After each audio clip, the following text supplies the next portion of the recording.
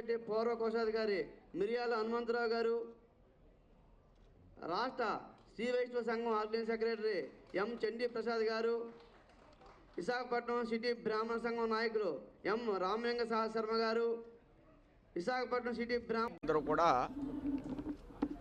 ఎలక కన్నాల్లో ఉన్నారు. ఇప్పుడు కలువుల్లోకి వెళ్ళిపోయారు. వారు నోరు విప్పలేరు.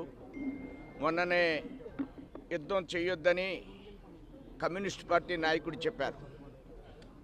యుద్ధం చేయకండి, తీవ్రవాదులను ఏదన్నా చేయండి అనేది.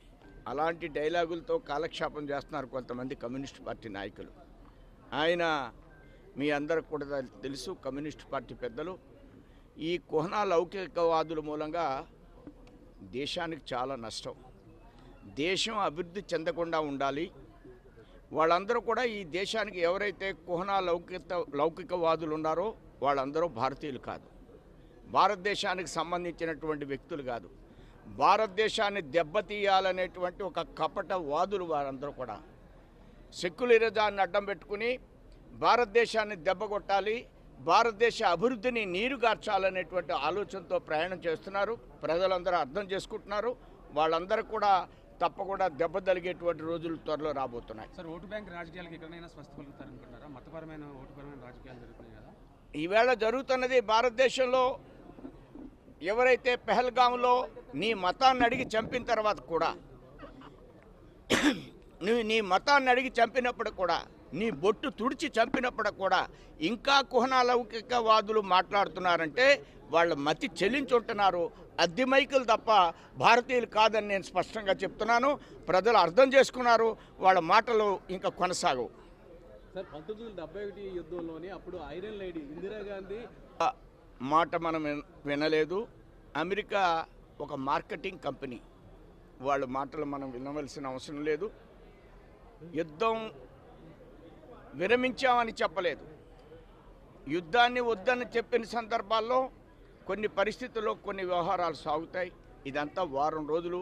ఇది చిన్న సినిమా, చాలా పెద్ద సినిమా ఉంటుంది. అది అర్థమయ్యేటట్లుగా చెప్పాం. ఆ దృష్ట్యా యుద్ధానికి వెనకంజి వేసే ప్రసక్తి లేదు. ఈవేళ మన దగ్గర ఉన్నటువంటి ఆయుధాలు, అద్భుతమైనటువంటి ఆయుధాలు ఉన్న సందర్భంలో మనం యుద్ధానికి వెనకంజి వేసేటువంటి పరిస్థితి లేదు. యుద్ధం ఆపలేదు కూడా. ఆక్రమించుకుంటామా? పీఓకే వచ్చే అవకాశం ఉంది. ఈ టైంలో మనం పీఓకే తెచ్చుకుంటామా? అవుతుందంటారా? అన్ని విషయాలు మోడీ గారి మధ్యలో ఉన్నాయి. సమయం సందర్భంలో ఏది జరగాలో అది జరుగుతుంది. దేశ సంక్షేమాన్ని దృష్టిలో పెట్టుకుని ఎప్పుడు ఏది చేయాలి అనేది స్పష్టమైనటువంటి ఆలోచన ఈవేళ మోడీ ప్రభుత్వానికి ఉంది. ఇంత జరిగిన తర్వాత కూడా ట్రంప్ గారు అటు భారతదేశము ఇటు పాకిస్తాన్ ఇద్దరు మాకు వ్యాపార మిత్రులైన ఇటీవల మాట్లాడారు. దాన్ని ఏ విధంగా చూస్తారు సార్? వారిది వ్యాపారం, మంది బుద్ధుడి యొక్క ఆలోచన విధానం. శాంతిలోనే అన్నీ ఉన్నాయి, శాంతిలోనే అన్నిటికీ కూడా సమాధానం దొరుకుతుంది. ఇది మన దేశ విధానం అని మోడీ గారు స్పష్టంగా చెప్పారు. వారిలాగా వ్యాపారవేత్తలాగా మోడీ గారు మాట్లాడరు, భారతీయులు మాట్లాడరు.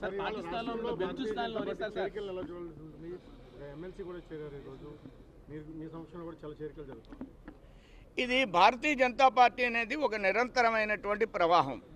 ఇందులో చేరుతూ ఉంటారు. ఇది ఒక సహజమైనటువంటి ప్రక్రియ మాత్రమే. సార్ ఇంకోటి, భారతీయ జనతా పార్టీలో కొంతమంది నేతలు, అంటే వైసీపీ నేతలు కానీ, రాజీనామా చేసిన వాళ్ళు కానీ, విజయసాయిరెడ్డి లాంటి వారు జాయిన్ అవుతారని ఒక ప్రచారం జరుగుతుంది. అలాంటి వ్యక్తులు జాయిన్ అవుతే మీరు ఏమండి, అన్ని రాజకీయ పక్షాల్లో అందరూ జాయిన్ చేసుకుంటున్నారు. వారందరికీ మంత్రులు ఇస్తారు కొన్ని రాజకీయ పార్టీలు. వారిని కూడా మనం ఆలోచించాలి కదా. మేము జాయిన్ చేసుకుంటామా లేదా అనేది కాకుండా జాయిన్ చేసుకుని మంత్రులు అయిపోయిన వాళ్ళు అటు వైసీపీలోనూ తెలుగుదేశం వాళ్ళు జాయిన్ చేసుకుని మంత్రులు ఇచ్చారు. ఇప్పుడు తెలుగుదేశం కూడా వైసీపీ వాళ్ళని చేసుకుని మంత్రులు ఇచ్చారు.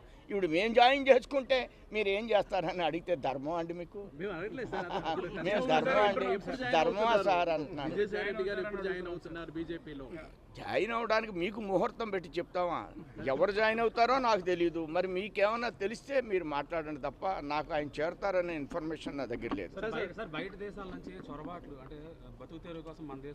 సమయం వచ్చినప్పుడు అన్నీ జరుగుతాయి. ఆల్రెడీ బంగ్లాదేశ్ నుంచి వచ్చినటువంటి బెంగాల్లో జరిగే పరిస్థితి రాబోయేటువంటి రోజుల్లో దానికి తప్పకుండా తెరదించేటువంటి ప్రయత్నం జరుగుతుంది. అస్సాంలో బంగ్లాదేశ్ వాళ్ళు వచ్చారు. ఇప్పుడు అస్సాంలో ఏం జరుగుతుంది అనేది మీరు చూస్తున్నారు. అస్సామే రేపు వెస్ట్ బెంగాల్ కాబోతుంది.